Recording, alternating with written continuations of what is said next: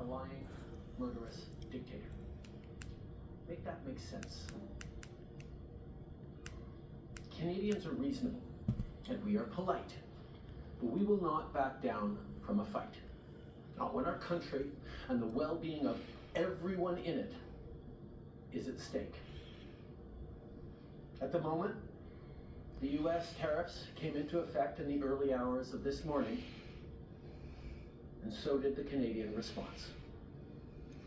Canada will be implementing 25% tariffs against $155 billion worth of American goods, starting with tariffs on $30 billion worth of goods immediately, and tariffs on the remaining $125 billion of American products in 21 days' time.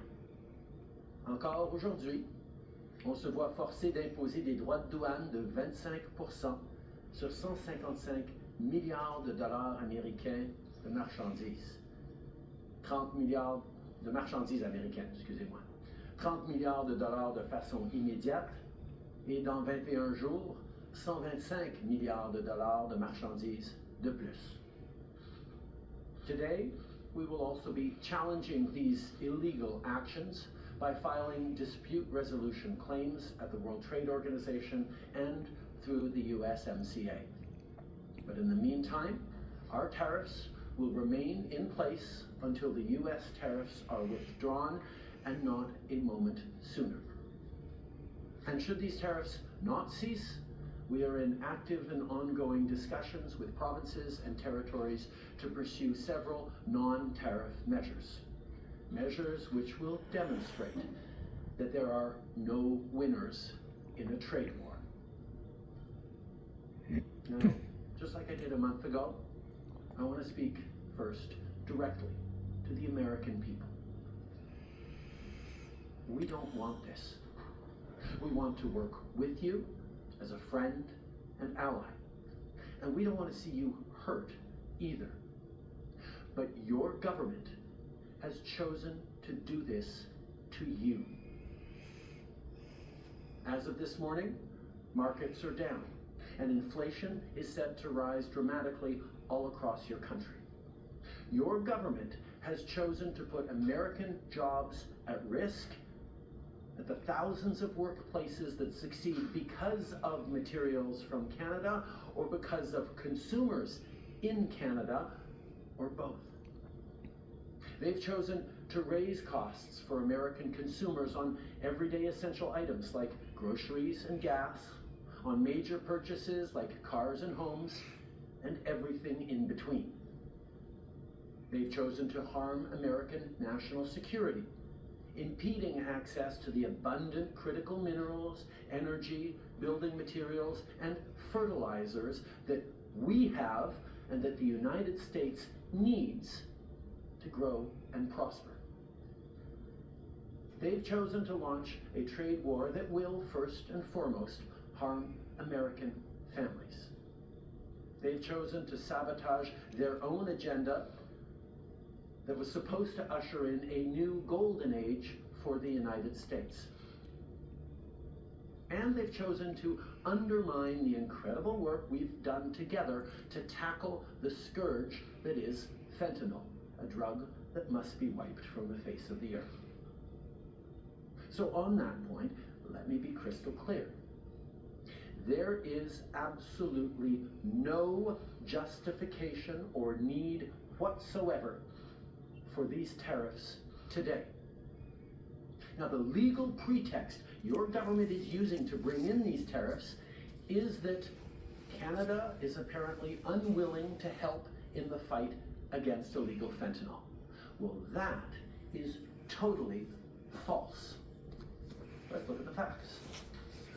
Our border is already safe and secure. Far less than 1% of fentanyl flows and less than 1% of illegal crossings into the United States comes from Canada. But we acted because we know we can always do better. We responded to concerns, including from the President, by implementing an ambitious $1.3 billion border plan. A border plan that includes generational investments in new AI and imaging tools to stop the flow of fentanyl in its tracks, stronger coordination and information sharing with American agencies, along with the deployment of drones, helicopters, and additional personnel to keep our borders secure. Now, a month ago, as part of an agreement with the United States that paused the tariffs, we made further commitments. We appointed Kevin Brosseau as our fentanyl czar, a man who dedicated his multi-decade career in law enforcement to combating organized crime networks and drug trafficking. We designated 7 drug cartels, 6 evil groups who cynically profit off the pain and suffering of people on both sides of the border, as the terrorist organizations that they are. And just yesterday, we launched a new joint operations partnership supported by a $200 million investment between Canada's security and law enforcement agencies. A partnership that will enhance the coordination of information and intelligence in order to thwart criminal gangs involved in the illegal fentanyl trade. Critically, our actions are working. As the U.S. Customs and Border Protection just acknowledged, there was a 97% drop in fentanyl seizures from January compared to December, to a near zero low of less than half an ounce seized in January, even with all the further enforcements and actions we've taken at the borders. In sum, we stepped up. We engaged closely and constructively with the President and his administration. We did everything we promised. We stuck to our word. And we did it because we believe in working together to protect our citizens. Now I want to speak directly to one specific American, Donald. In the over 8 years you and I have worked together, we've done big things.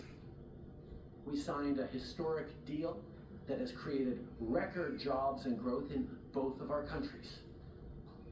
We've done big things together on the world stage, as Canada and the US have done together for decades, for generations. And now we should be working together to ensure even greater prosperity for North Americans in a very uncertain and challenging world. Now, it's not in my habit to agree with the Wall Street Journal, but Donald, they point out that even though you're a very smart guy, this is a very dumb thing to do. We two friends fighting is exactly what our opponents around the world want to see. And now, to my fellow Canadians, I won't sugarcoat it. This is going to be tough, even though we're all going to pull together, because that's what we do. We will use every tool at our disposal so Canadian workers and businesses can weather this storm. From expanding EI benefits and making them more flexible to providing direct supports to businesses, we will be there as needed to help. But Canada, make no mistake, no matter how long this lasts, no matter what the cost, the federal government and other orders of government will be there for you. We will defend Canadian jobs. We will take measures to prevent predatory behavior that threatens Canadian companies because of the impacts of this trade war, leaving them open to takeovers. We will relentlessly fight to protect our economy. We will stand up for Canadians every single second of every single day, because this country is worth fighting for. Les derniers mois ont été stressants et honnêtement